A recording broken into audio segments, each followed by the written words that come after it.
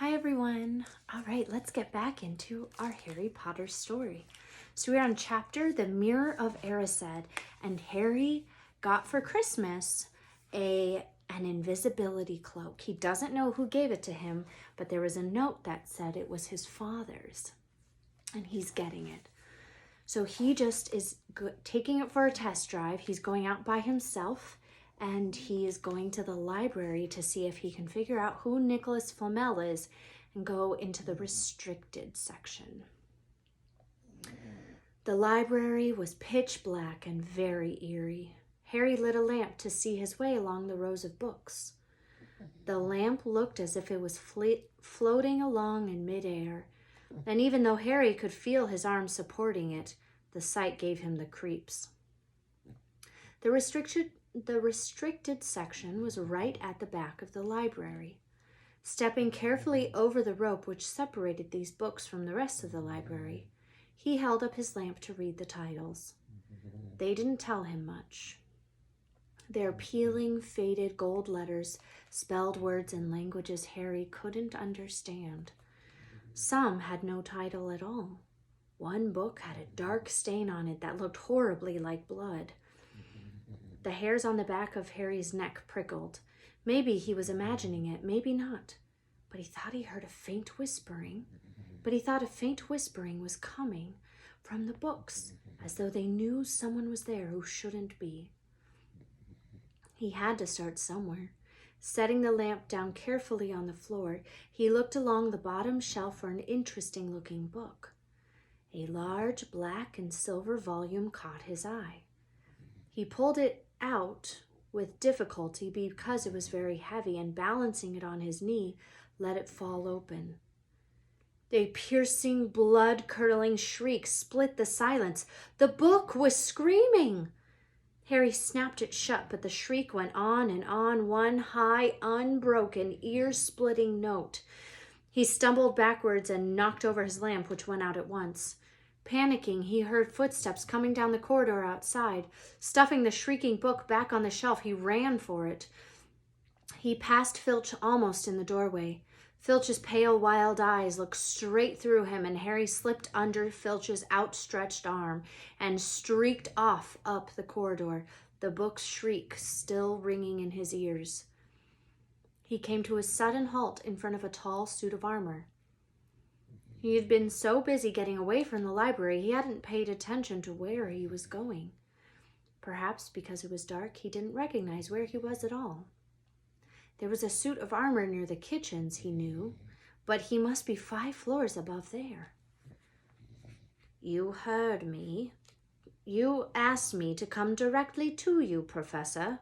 If anyone was wandering around at night and someone's been in the library, restricted section.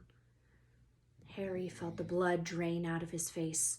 Wherever he was, Filch must know a shortcut, because his soft, greasy voice was getting nearer, and to his horror, it was Snape who replied. The restricted section? Well, they can't be far. We'll catch them. Harry stood rooted to the spot as Filch and Snape came round the corner ahead. They didn't see him, of course, but it was a narrow corridor, and if they came much nearer, they'd knock right into him. The cloak didn't stop him being solid. He backed away as quietly as he could. A door stood ajar to his left. It was his only hope. He squeezed through it, holding his breath, trying not to move it. And to his relief, he managed to get inside the room without their noticing anything. They walked straight past, and Harry leaned against the wall, breathing deeply, listening to their footsteps dying away. That had been close, very close. It was a few seconds before he noticed anything about the room he had hidden in. It looked like a disused classroom. The dark shapes of desks and chairs were piled against the walls, and there was an upturned waste paper basket. But propped against the wall facing him was something that didn't look as if it belonged there. Something that looked as if someone had just put it there to keep it out of the way. It was a magnificent mirror. as high as the ceiling with an ornate gold frame standing on 2 clawed feet. There was an inscription carved around the top.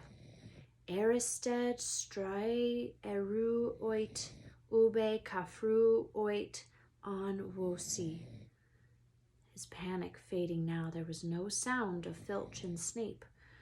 Harry moved near to the mirror, wanting to look at himself, but see no reflection again. He stepped in front of it. He had to clap his hands to his mouth to stop himself screaming. He whirled around. His mouth was pounding far more furiously. His heart was pounding far more furiously than when the book had screamed, for he had seen not only himself in the mirror, but a whole crowd of people standing right behind him. But the room was empty. Breathing very fast, he turned slowly back to the mirror. There he was, reflected in it, white and scared looking, and there, reflected behind him, were at least 10 others. Harry looked over his shoulder, but still no one was there. Or were they all invisible too? Was he in fact in a room full of invisible people, and this mirror's trick was that it reflected them, invisible or not? He looked in the mirror again.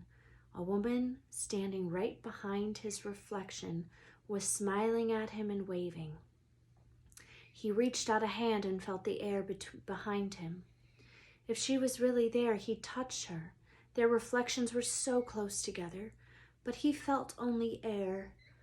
She and the others existed only in the mirror. She was a very pretty woman. She had dark red hair and her eyes. Her eyes are just like mine, Harry thought, edging a little closer to the glass. Bright green, exactly the same shape. But then he noticed that she was crying, smiling but crying at the same time. The tall, thin, black-haired man standing next to her put his arm around her. He wore glasses and his hair was very untidy.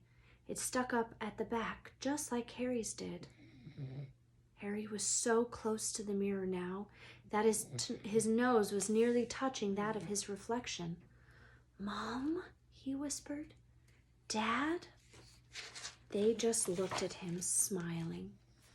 And slowly, Harry looked into the faces of the other people in the mirror and saw other pairs of green eyes like his, other noses like his, even a little old man who looked as though he had Harry's knobbly knees. Harry was looking at his family for the first time in his life.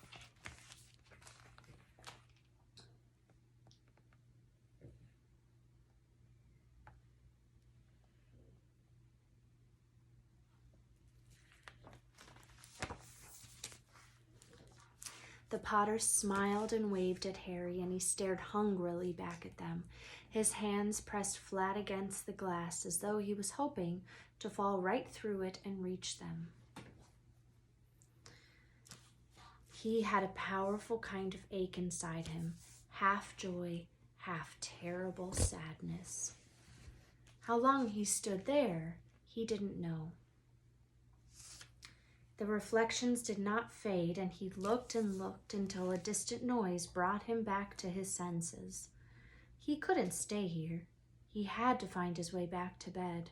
He tore his eyes away from his mother's face and whispered, "I'll come back," and hurried from the room. "You could have woken me up," said Ron crossly. "You can come tonight. I'm going back. I want to show you the mirror." "I'd like to see your Mum and Dad," Ron said eagerly. "And I want to see all your family, all the Weasleys. You'll be able to show me your other brothers and sisters. You'll be able to show me your other brothers and everyone." "You can see them any old time," said Ron. "Just come round my house this summer. Anyway, maybe it only shows dead people. Shame about not finding Flamel, though. Have you eaten bacon or something? Why aren't you eating anything?" Harry couldn't eat. He had seen his parents and would be seeing them again tonight. He had almost forgotten about Flamel. It didn't seem important anymore. Who cared what the three-headed dog was guarding? What did it matter if Snape stole it, really? "Are you all right?" said Ron. "You look odd." What Harry feared most was that he might not be able to find the mirror room again. With Ron covered in the cloak too, they had to walk much more slowly next night. They tried retracing Harry's route from the library, wandering around the dark passageways for nearly an hour. "I'm freezing," said Ron. "Let's forget it and go back." "No," Harry hissed. "I know it's here somewhere." They passed the ghost of a tall witch gliding the opposite direction, but saw no one else. Just as Ron started moaning that his feet were dead with cold, Harry spotted the suit of armor. "It's here, just here, yes!" They pushed the door open. Harry dropped the cloak from round his shoulders and ran to the mirror. There they were. His mother and father beamed at the sight of him. "See," Harry whispered. "I can't see anything. Look at them. There are loads of them. I can only see you. Look in it properly. Go on, stand where I am." Harry stepped aside, but with Ron in front of the mirror, he couldn't see his family anymore, just Ron in his pajamas. Ron, though, was staring transfixed at his image. "Look at me," he said. "Can you see all your family standing around you?" "No, I'm alone, but I'm different. I look older and I'm head boy." "What?" "I am. I'm wearing the badge like Bill used to, and I'm holding the house cup and the Quidditch cup. I'm Quidditch captain too." Ron tore his eyes away from this splendid sight to look excitedly at Harry. "Do you think this mirror shows the future?" "How can it? All my family are dead. Let me have another look." "You had it yourself all last night. Give me a bit more time." "You're only interested in holding the Quidditch. You're only holding the Quidditch cup. What's interesting about that?" "I want to see my parents." "Don't push me." A sudden noise outside the corridor put an end to their discussion. They hadn't realized how loudly they'd been talking. "Quick!" Ron threw the cloak back over them as the luminous eyes of Mrs. Norris came round the door. Ron and Harry stood quite still, both thinking the same thing. Did the cloak work on cats? After what seemed an age, she turned and left. "This isn't safe. She might have gone for a filch. I bet she heard us. Come on." And Ron pulled Harry out of the room. The snow still hadn't melted next morning. "Want to play chess, Harry?" said Ron. "No." "Why don't we go down and visit Hagrid?" "No, you go." "I know what you're thinking about, Harry, that mirror. Don't go back tonight." "Why not?" "I don't know. I've just got a bad feeling about it, and anyway, you had too many close shaves already. Filch, Snape, and Mrs. Norris are wandering around.